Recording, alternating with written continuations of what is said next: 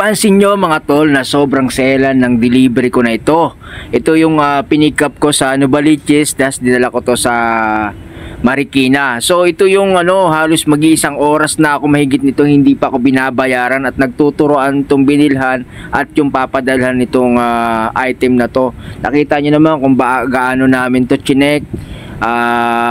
Inisa-isa ko yung item para sigurado na yun yung madadala natin sa customer. Then binidyohan ako, pinicturean ako. So nagpicturean na rin kami dito, nagbidyohan na rin kami dito.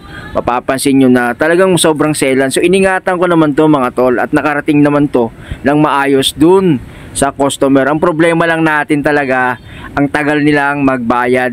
Nagturuan pa sila kung sino sa kanila yung dapat magbabayad dun sa shipping fee. So panoorin nyo tong video mga tol. So check daw natin tong item ni boss. Okay, wala akong alam kung may sira to, basta importante po yan. Bablog na lang natin to para maganda. Ano ba to? Hawakan nyo nga po muna to ma'am, para mo mailabas. Ay. Ayun, ayan o, bilog na bilog o. Yan. Eh, ba't may pagkakaiba? Ito, tingnan nyo.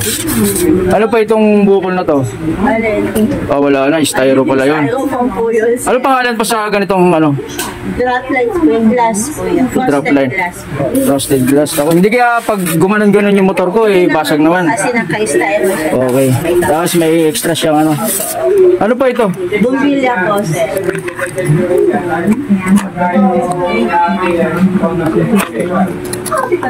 Yo, may bumbilya sa loob.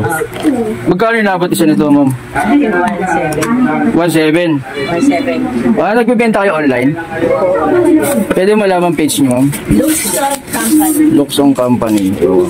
Yan po, pakibigay po doon sa pag-bilib na tayo. Okay. Ito resibo mga tol. 6,000. Mahal nga ito, puti. Delikado. So hindi na ako magdo-double booking nito. Sana dagdagan nyo na lang yung bayad. Paano naman ito? Ganito bang ayos? Tamang ayos ito? Pacheck naman po. Kami na lang po. Okay, ayos na lang po. Lagyan nyo po ng tape yung hindi po lumabas sa bilo. Salamat. Ito, lalamove din pala ito, pick up. Opo, pick up din. Kaya ang ka dito, ito, binilag ako natin, binilag ko na rin. Check naman, okay naman yung items, okay naman. Kuya, picturean daw kita, sorry ha. Ma'am, dalawin niyo ako sa channel ko ma'am, J-Moto TV ma'am. Shoutout sa inyo mga boss. Datingin ko yan. Okay. Saka subscribe ako nito. Thank you. Ito So every time sir na Pwede rin? Oo, di ka kikita po kapugian mo kuya. Okay, isa pa. Subscribe mo ya. Subscribe mo ako ma'am ha. J-Moto TV ma'am ha. Ilang araw ang lipas ay nag-configure na ang tungkol sa delivery. Pwede kaming mag-order na pambahay lang gano'n. Almost pwede. Anong page po rin sir? Luxon Company. Kaya Luxon Company. Mas mura dito boss? Sa Wilcon, gano'n. Ito yung mga dinadala din sa Wilcon. Ang gano'n siya, sa sa warehouse. Kailangan pa natin tawagan yung may-ari nito? Bago dalhin? Sure na yan? Sure na po. Baka mo hindi receive Hindi ko nakaano yan.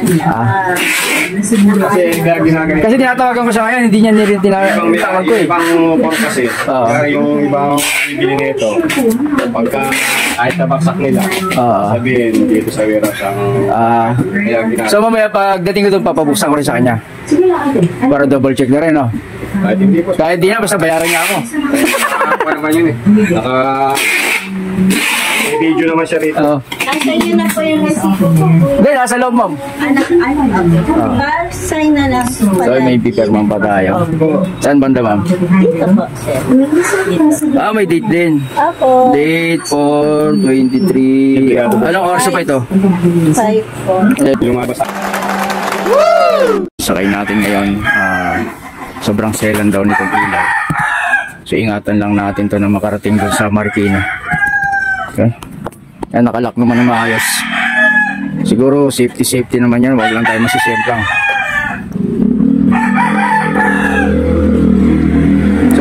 pagdating sa Marikina, bibigyan pa rin natin kung ano yung itsura na to. Sana walang magbago. Yun, maraming lakas ng ulan doon sa Commonwealth kanina.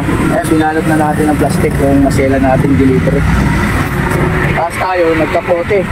So ngayon dito sa San Mateo, sobrang naman ang init. Oh, nako. Hirap talaga. Kung panahon ngayon, ayan, nakabalot na yan. Binalot natin yan, oh. Hindi sobrang selan yung laman yan, eh. Ayan yung dalawang ilaw na bilog. So malapit-lapit na, nasa Marikina na tayo. So yun, nandito na tayo ngayon sa drop-off. Yan, dito yan sa Marikina. Ito yung ilaw na napakaselan nito. Papacheck natin sa kanila kung okay pa. Sana hindi naman nabasag. Yan, kailangan talaga natin pa-double check to bago tayo umalis o kaya bago tayo bayaran. Kasi yun ang gusto nilang mangyari. Angat ko yung ilaw kung okay. Itong bilog na to. Yan, okay naman po, di ba?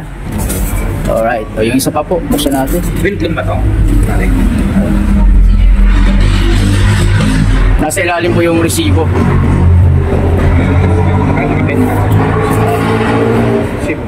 Hindi po, bubuksan pa natin yung isang box. Opo. Nakadikit po siya, sir. Bali, dalawa po yan.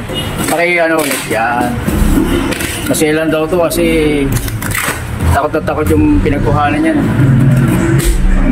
Oo, baka daw nabasag eh. Tandaan lang. Basta dito ba ito? Opo. Katakot-takot na video inabot niyan doon. Isa nga lang yung, yan nga lang yung dinala ko rito kahit malayo eh. Hindi na ako nag-double eh. So, Mahal pa naman yan. o 6,000 yata na yung resibo dyan eh. Ayan yung resibo. David kayo yun eh. Oo.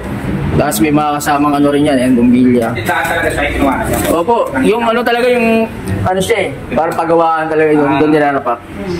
So okay na tayo mama, check nyo yung resibo. Yan. So yun, sa awa ng Diyos, walang naging problema, okay naman. Wala pang bayad dyan, ma'am. Wala pang bayad. Oo. Teka, check natin. So nagkaroon ba tayo ng problema sa delivery natin? Anak ng teteng na yan, oh. Ingat-ingatan mo na yung delivery na hindi maayos. Itong construction company na to, yan. At saka yung binilan nila ng ilaw, hindi lang tuturuan pa sila kung saan sila sino magbibigay sa kanila ng bayan. Na-experience nila mga tol, ganitong sitwasyon. Yeah. Shout out dun sa ano, sa andyan, i-ano ko yung pangalan ng Facebook page ng company na yun. Kalating oras na ako nag-aantay dito, yung bayad hindi pa binibigay sa akin. Puta na gusto niya. Pangit na itsura ko rito. Binayaran din tayo ng GCash. Yung 194, ginawa niyan 260.